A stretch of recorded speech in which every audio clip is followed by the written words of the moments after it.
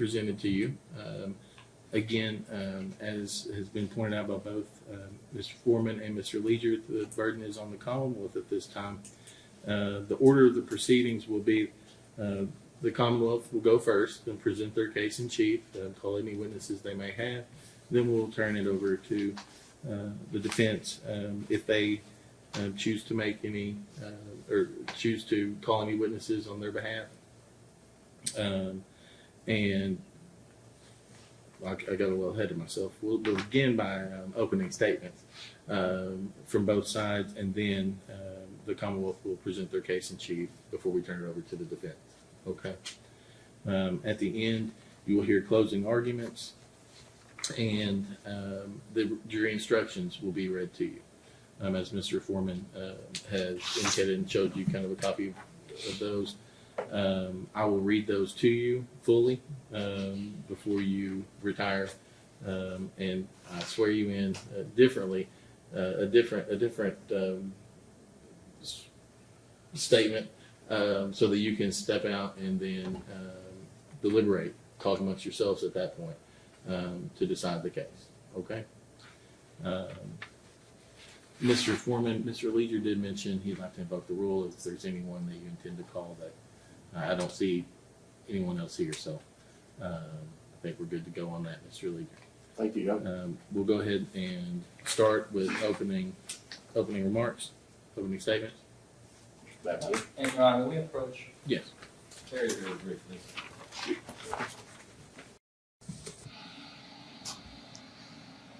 I just learned the other day, you weren't with me at the bench in Jefferson, we had a jury trial on Friday. There is apparently a judicial log that the court may keep. I was wondering if Your Honor keeps a log as the trial progresses. There's a way in JABS to, basically bookmark when each event happens, and we would ask for that log at the end of the trial. Do you make a log? The judicial when log. Everything starts, like each step. And then you just basically punch in, like, now opening statements begin, and you enter that. We just key in notes. You just key in notes. Can you do that? Just like opening statements for the. And would you be able to print that at the end of the trial? Mm-hmm. Okay, that's all I ask. I've seen that. But Yeah, I've never- I've seen it for the first time on Friday, so I didn't know it existed. Thank you, Your Honor. Thank you. Mr. Leisure, do you have any opening statements? I do, Your On Honor. behalf of the Commonwealth.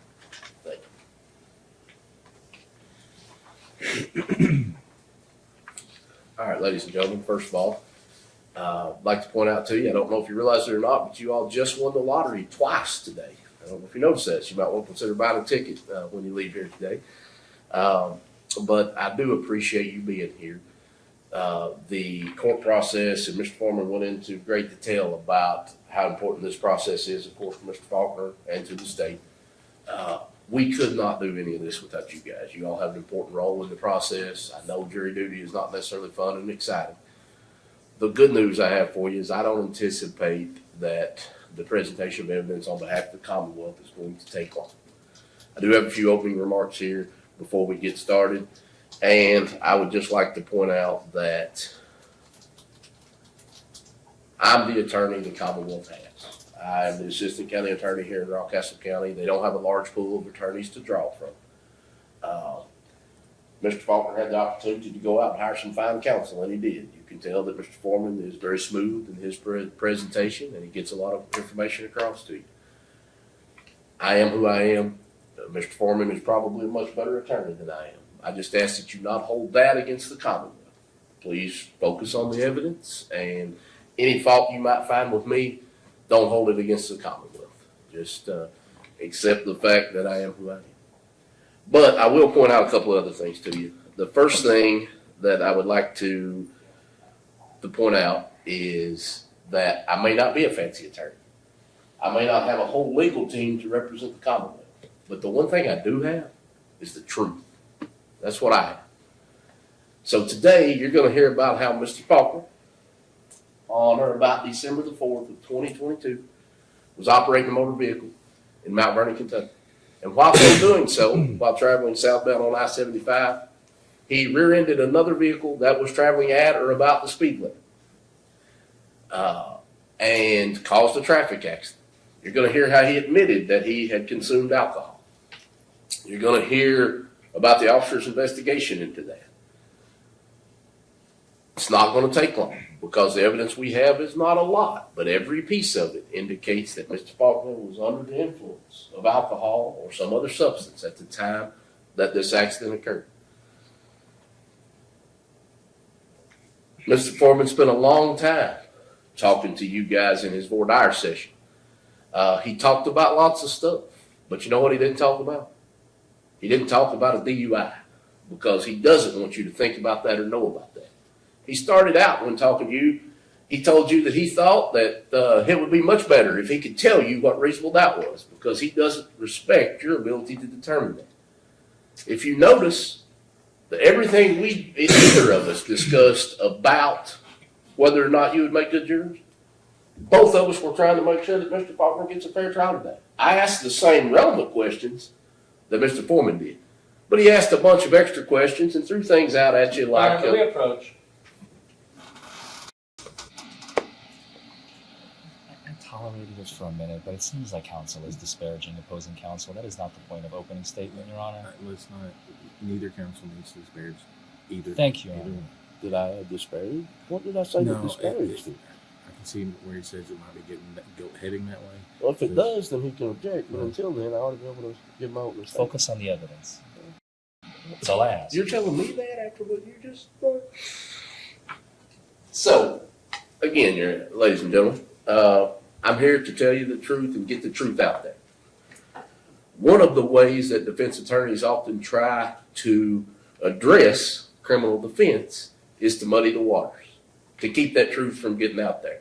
Again, we had questions about cartoon anvils and civil cases and lots of other issues that have nothing to do with what we're here for, a DUI.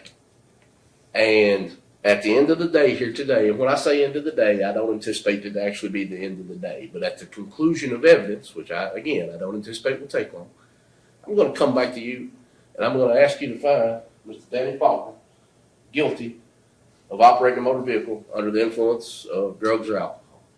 At that time, I think you're going to be very comfortable returning a guilty verdict. And I'm also going to ask you to sentence him to 30 days in the county jail for that offense. Thank you, ladies. Thank you, Mr. Leader. Mr. Foreman. Thank you, Your Honor. Oh, sorry. Thought you were wanting us, Judge. No, I said thank you, Mr. Leader. Yes. Mr. Foreman, you can proceed. Thank you, Your Honor. All right. Let's talk about the evidence. Now, it's very important that you all understand what will not be said to you by the officer, the things that he will not testify to. And I want you to pay attention because that's where I come in. During cross-examination, you will see, remember in the beginning I kind of made, it's part of the show, if you will, to kind of, this is how we get answers from jurors, to make sure that we have the right jury, because sometimes people, it's a normal common phenomenon to want both sides of the story in order to understand what happened. And that is why I start off by saying we don't have to do anything. Well, by God, we are going to be doing something at this trial. And you will see that, so pay attention to it. Let's talk about the evidence. On December 3rd, 2022, the night, or we should say the day before the incident, it began like a day like any other. It was I believe it was a Saturday, if I'm not mistaken. It was a Saturday, and Danny and his wife Crystal decided we're going to go see a band. We're going to watch and listen to some music over at this bar called the Tipsy Cow. Some of you may be familiar with it. I believe it's in Scott County, if I'm not mistaken, just north of Fayette, about an hour, some odd minutes from here. Maybe about an hour and a half, give or take, depending on traffic. And Danny and Crystal get in Crystal's car, a silver Nissan Infiniti, and they drive to the Tipsy Cow. On the way to the Tipsy Cow, they realize, you know what? We're a little bit hungry. And the hour, by the way, they leave approximately 7 p.m., give or take. It's been a year and a half, but approximately 7 p.m. was their departure time. So they leave at 7 p.m., and on the way to the Tipsy Cow, they realize, you know what? I'm a little hungry, says Danny and Crystal. They're both kind of in agreement. You know what? I'm a little hungry. Let's stop for some food, shall we? And they stop for food in Lexington at Rafferty's. They stop for food, and Danny orders himself a big, tall, 16-ounce Blue Moon. Not the tall, it's the short. Sorry, the tall is the 20-ounce. Short. It was not the bottle. You guys know the difference, right? There's the bottle, which is 12 ounces. You have the short, which is 16, and then you have the tall, which is the 20. So he all orders the short, not the bottle. So not 12 ounce, he orders the 16 ounce.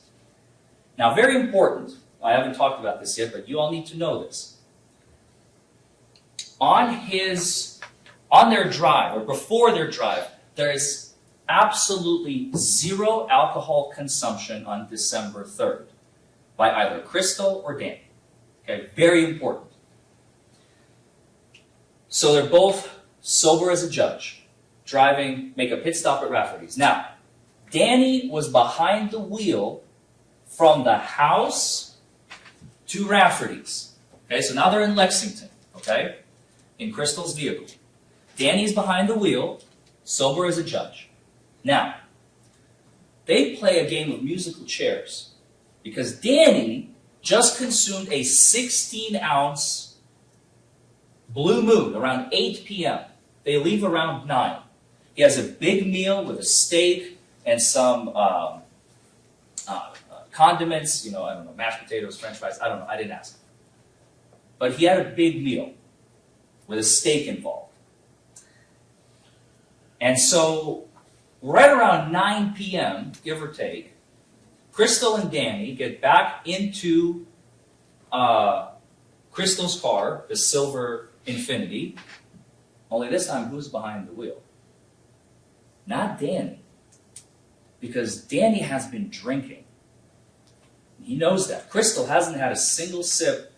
She did not drink any alcohol. That's why she got behind the wheel.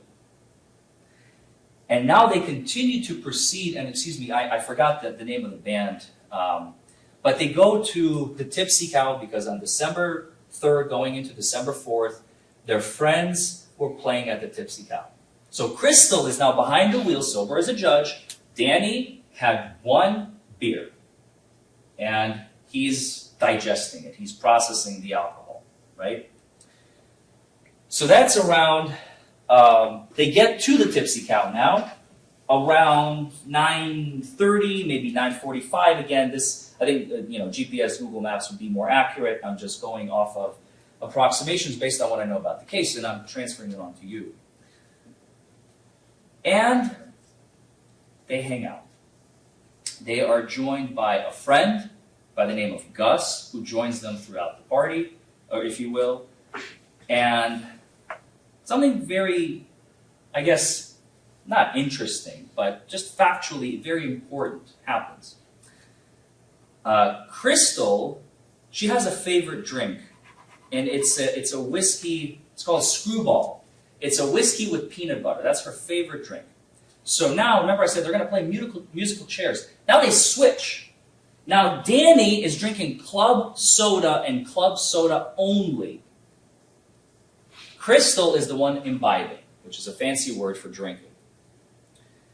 So 9:45, they arrive, and Gus meets up with them shortly thereafter, and they spend 9:45 to 10:45, 11:45, 12:45, right around 1:30, give or take, in the morning.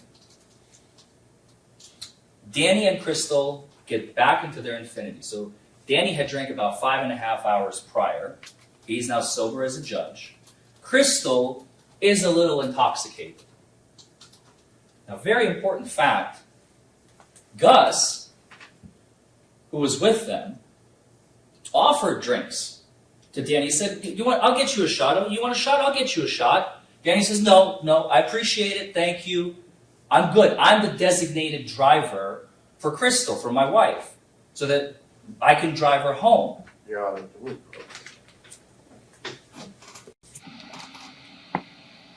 do I get to cross-examine him on this? Because this is stuff that, We are getting to a little. This is what I anticipate the evidence will show, Your Honor. Okay. how's any of that going to show it unless he said he had Well, no the cat's out of witnesses the to bag. We invoke? have witnesses. He's talked about. Then he lied to us a minute ago when I asked for I am under separation. no obligation to disclose the witness The list. witness, as long as the witnesses are outside, that's fine. They're not in the room. They're not in the room. Okay. All right. If that's what we'll hear from the testimony. Yes, Your Honor. Thank you, Ryan. So Gus offers shots, drinks. He offers to buy a round for the table. He says, Danny, I'll get you. Danny says, no, I appreciate it. I'm good. Thank you. I'm the designated driver. I have to be sober in order to drive. Right around 1:30 in the morning, they part ways. Gus goes his way, and Crystal and Danny get back into Crystal's vehicle. And again, remember I said musical chairs. Danny was the driver first, then they switched. Crystal drove after Danny imbibed, and now they switched back. Danny is back behind the wheel. Now you're about to hear about the accident. So Danny, sober as a judge, with his wife, who was a little bit intoxicated, seated in the passenger seat. Both of them are now driving from the Tipsy Cow back home into Mount Vernon. Okay? So as they drive, it is dark, it is late, it is cold, because it's December. It is now December 4th. You heard this from the prosecution. That's the date that Danny got into the wreck, and that's the date that Danny got arrested. And I'll tell you about that in just a moment. So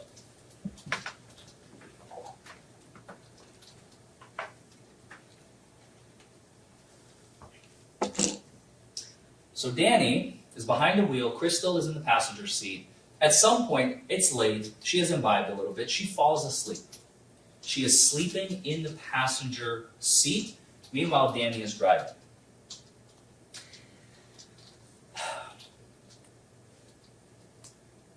Around 2:30, let me just verify so I don't misspeak on accident.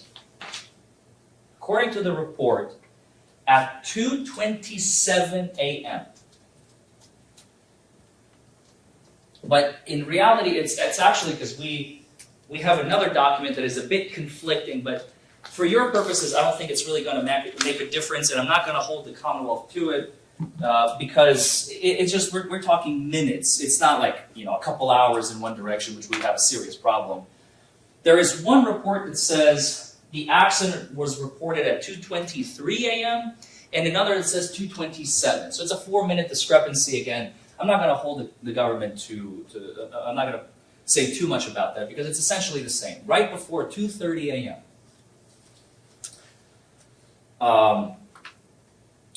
Danny, there's 3 lanes on 75. Those of you who have driven on 75 South, which I imagine is probably all of you, not most of you, you know there are 3 lanes going in both directions. It's a 6-lane highway. Danny is driving with cruise control, the speed limit, 70, 70,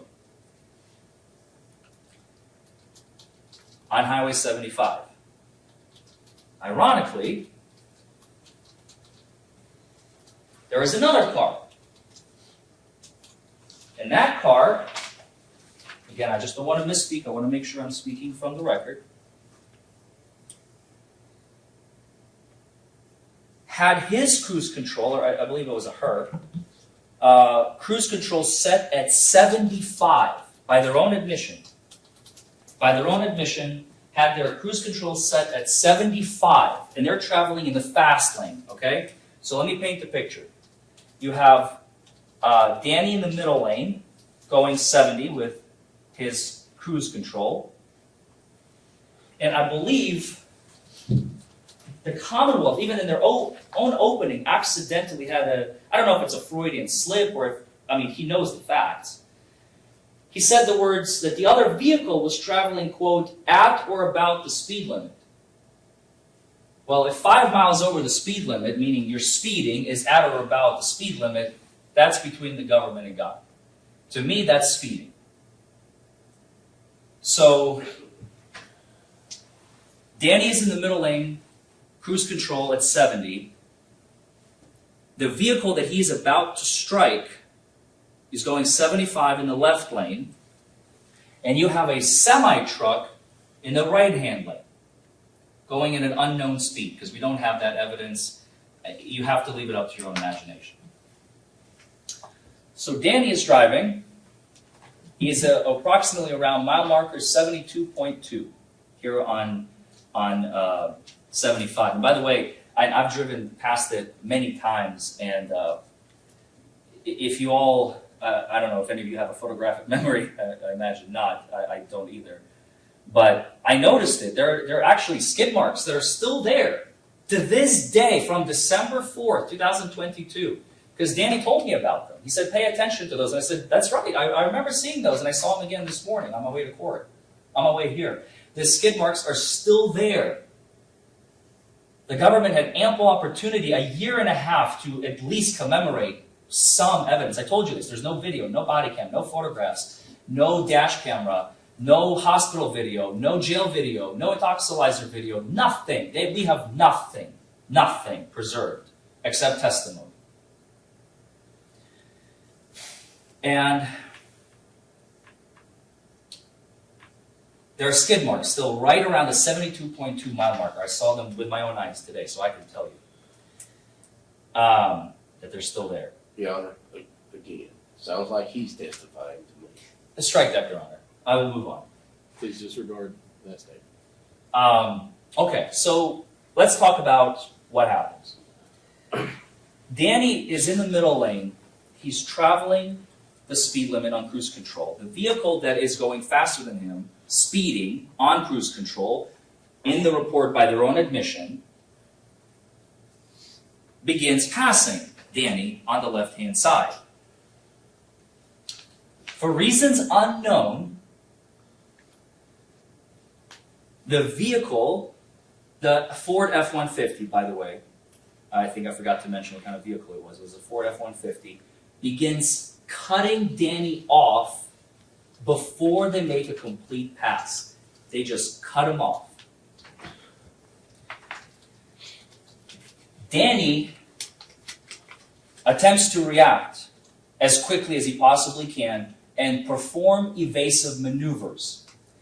He tries because he realizes I cannot go to the right, because he looks to the right and he sees there's a trailer semi that is blocking his way, so he can't go right. He can't avoid the collision. So he's like, okay, I'm going to try and go left. Since he's cutting me off from left to right, I'm going to try and cut. And he almost makes it. He was this close. He was this close to making it. But because that Ford F-150 did not allow him sufficient time to react, because they cut him off, he collides with them.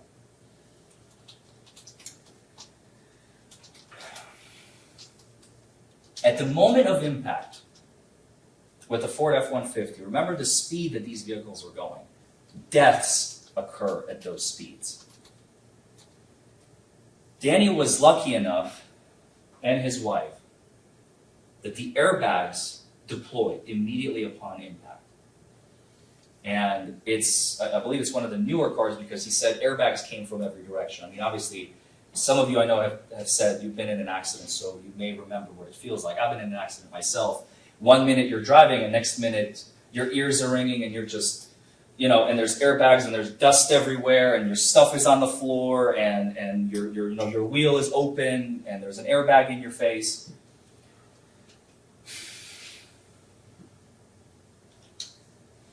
Moments before the accident, by the way, as Danny is yelling that he's being cut off, that wakes Crystal up. Because Crystal has been sleeping. Crystal is awakened by Danny's frantic screams to try and avoid an imminent collision due to no fault of his own. So his evasive maneuvering is insufficient to prevent the collision, and the collision occurs, the airbags deploy. The Ford F-150 does a tailspin because of the angle of the impact. So, in the accident report, you can see that the officer, this is the one thing he actually got right, is the angle. So if this is the back of the Ford F-150, and this is the Infinity, the impact was approximately here, in the right rear headlamp, or tail lamp, excuse me, with the front left of the Infinity. So because of that, due to simple physics and inertia and the speeds at which they are going, the airbags again deploy, and the Infinity continues its lane of travel a bit forward and ends up striking a guardrail, and it comes to a stop. Danny can't see what's happening, he can't maneuver, he doesn't know where he's going because he's got an airbag in his face. Again, sober as a judge. Meanwhile, the Ford F-150 now ends up behind him. How? Because they went into a spin. And as they're spinning, they lose velocity, they lose inertia, they lose speed. And that's how the Infinity ends up in front of them, and the Ford F-150 comes to a stop after spinning. Again, we don't know how many times, because nothing is documented in that regard. And comes to a stop before the Infinity. So now Infinity is crashed into the guardrail, airbags deployed, and the Ford F-150 is back here.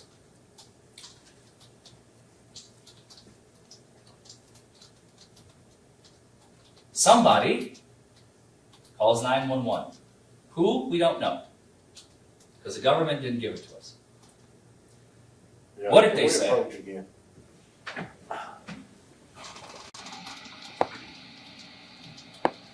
Mr. Forman's now offering expert testimony about inertia and where vehicles end up and all that. If he's got an expert witness, I'd like to know who it is. Can we move on to putting somebody under oath and putting this testimony out there?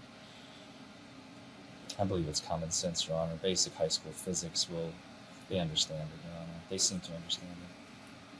I see what both y'all are saying. I think they probably understand what you're getting at too. But he's testifying.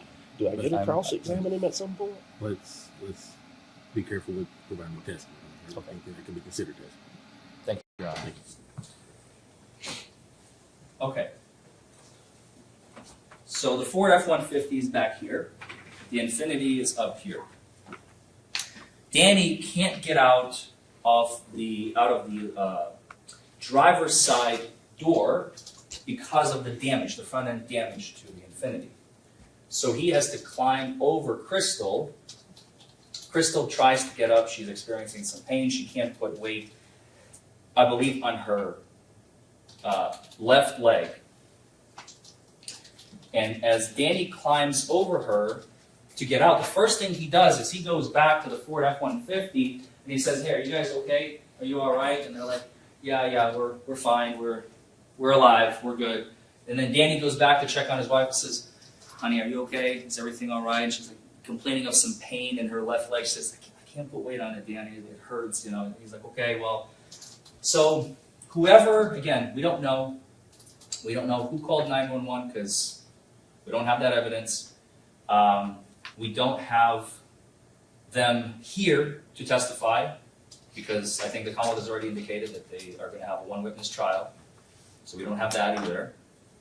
But what we do have, one more thing we don't have. So EMS arrives.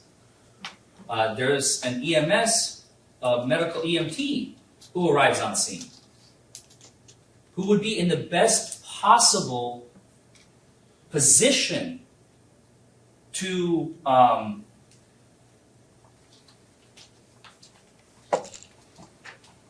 to ascertain. They're the first responder, right? We call them first responders for a reason, because they're the first ones on the scene. I mean, so are police officers, to be fair. I'm not trying to be a jerk here. But Officer King is not dispatched yet. EMS is first on scene. I guess they arrived first. No problem with it. So EMS arrives. They put Danny on the stretcher first. And as they're carrying him to the ambulance, this is prior to Officer King's arrival, mind you, very important. He is on his way, but he's not there just yet. He's getting close. The EMS realizes that Crystal is actually in much worse shape than Danny is, because she can't put weight on her left leg. I believe it's her left leg. Something is wrong. She can't put weight on it. So they put Crystal, they switch out. They say, Danny, go sit in the ambulance. There's a little bench in the ambulance. Go sit over there because you can walk. And they take his wife out of the car, and they put her on the stretcher. No neck brace was used. No backboard was used for either of them.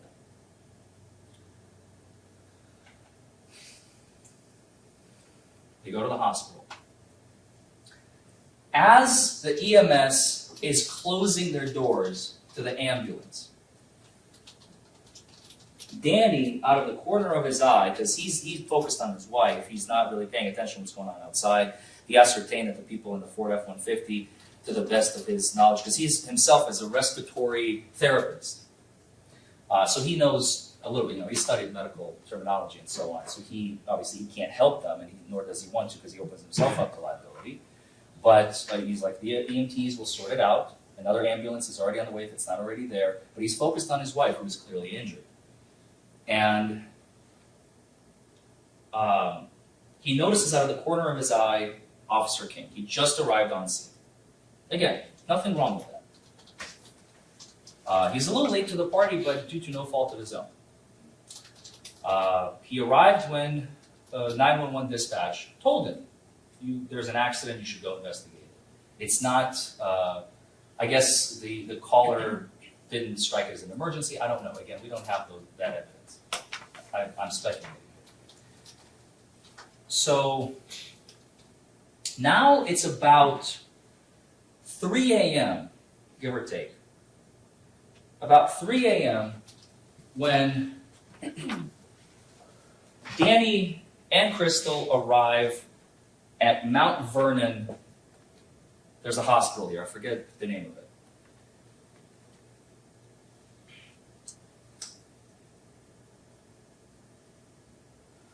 Sorry, I'm just reading the report, Officer King's report, just to make sure that I'm not putting any words in his mouth and I get the facts exactly correct.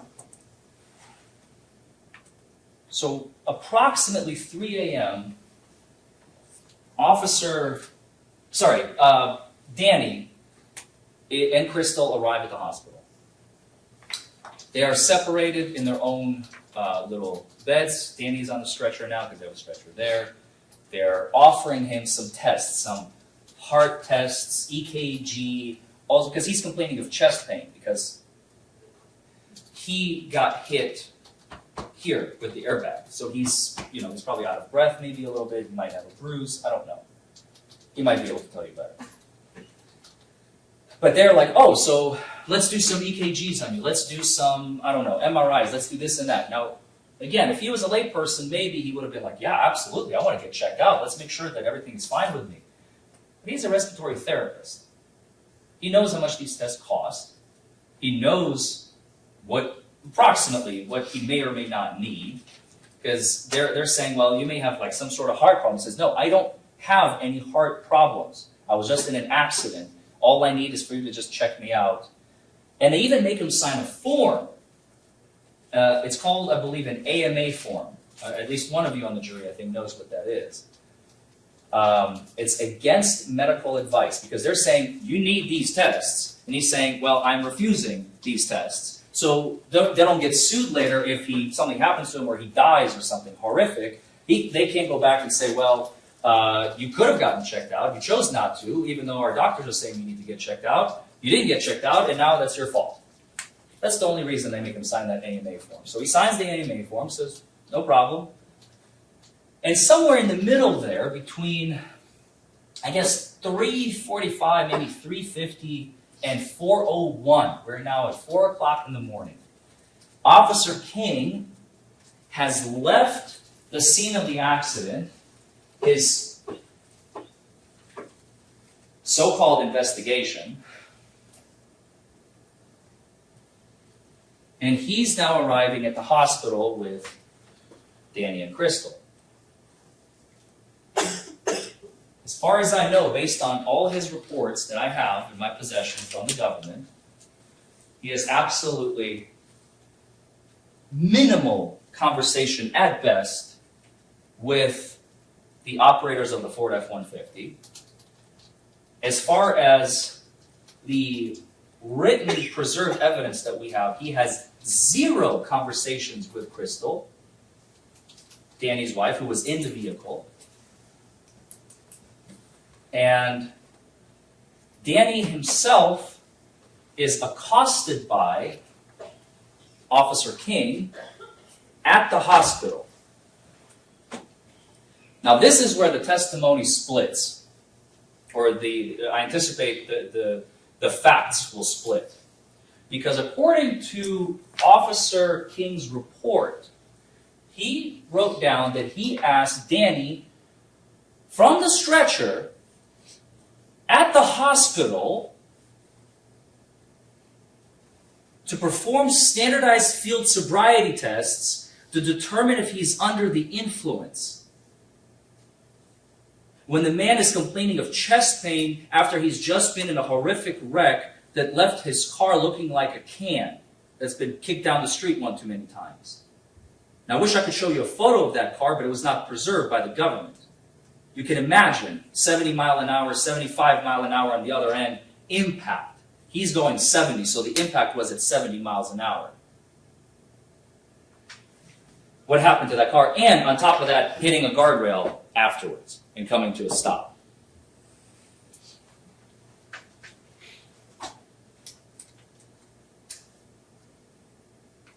Danny said that never happened. He was never asked to do any standardized field sobriety tests. That's the split. Your Honor. Again.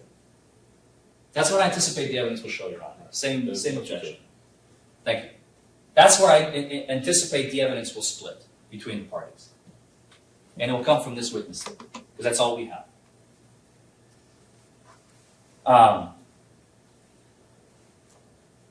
So at 4:01, according to Officer King's report, 4 o'clock in the morning, this is an hour and 40 or so minutes after the accident, again, for reasons unknown, he decides to put handcuffs on Danny.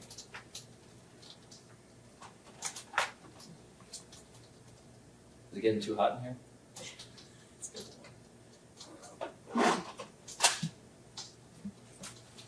Are we good? It'll be subarctic. I'm sorry? It'll be subarctic. So it goes up and down. Oh, I was going to say, I'm like a furnace, so it might be me emanating all this heat. There's a lot of people in the room, too. So at 4:01 in the morning, according to Officer King's report, he places Danny in handcuffs while he's on the stretcher in the hospital. He says, Danny, you're under arrest for operating a motor vehicle under the influence. Now, just very briefly, because I don't want to waste more than 5 seconds on this. Opposing counsel made the illusion that I'm trying to hide the fact that this is a DUI case. I told you, the first words out of my mouth were, he's being charged with a crime, if I remember correctly, when I started jury selection. So we're not trying to play hide the ball here. To the contrary. We're trying to get to the bottom of this, to the truth, just as much as the prosecution is claiming they are trying, in the absence of all their evidence, as you will see in a moment. So, 4:01, Danny is placed in handcuffs from the stretcher at the hospital. He is refusing the particular tests that the doctor, the EKG, the respiratory services, I don't have any heart problems, I don't know if they check him out in any other ways, maybe he can tell you better. But what I do know that he spends the next 10 hours, at least, 2 hours through the booking and all that, and 8 hours in jail.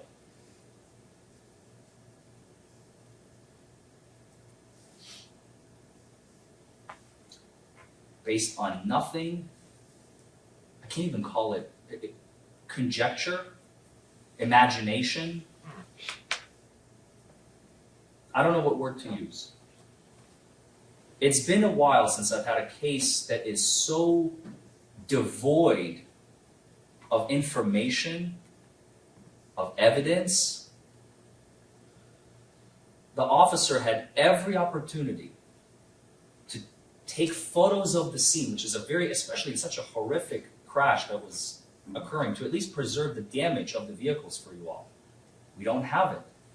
What about the other vehicle, the Ford F-150 that ended up tail spinning?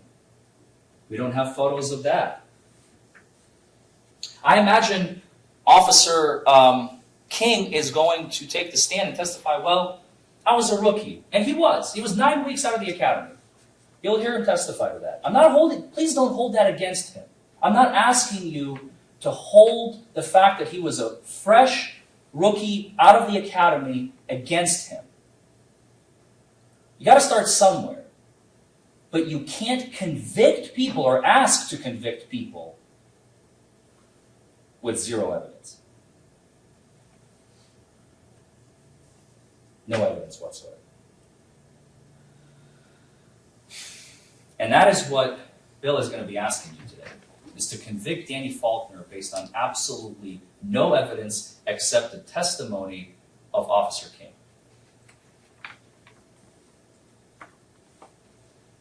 So,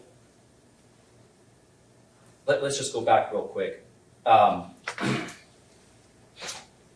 Very important question that I anticipate may become a question in your minds, and I want you to pay attention to it. Why didn't Danny protest? Why wasn't he saying, when Officer King put those shackles on and said, you're under arrest for operating a motor vehicle under the influence, I'm arresting you for a DUI, driving under the influence. Why wouldn't Danny protest and say, I wasn't driving under the influence. What are you talking about? What are you doing? I'm not under arrest. I shouldn't be under arrest. You know why? Because number one, he respects authority. He did not want to quibble with a government agent. He knows that his day, one day will come, and that day is today. This is the day. This is Danny's fight day.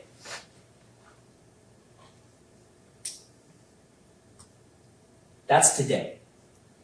He was smart enough, he's seen enough videos on the internet to know what happens to individuals who begin to resist. And maybe he got, again, I'm not trying to hold anything against Officer King.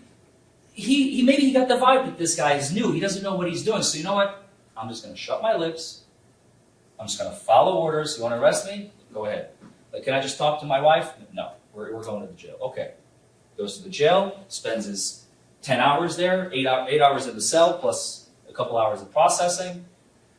Gets out the next day, and he reunites with Crystal the following day around, I think it was like 2 or 3 in the afternoon on Monday now.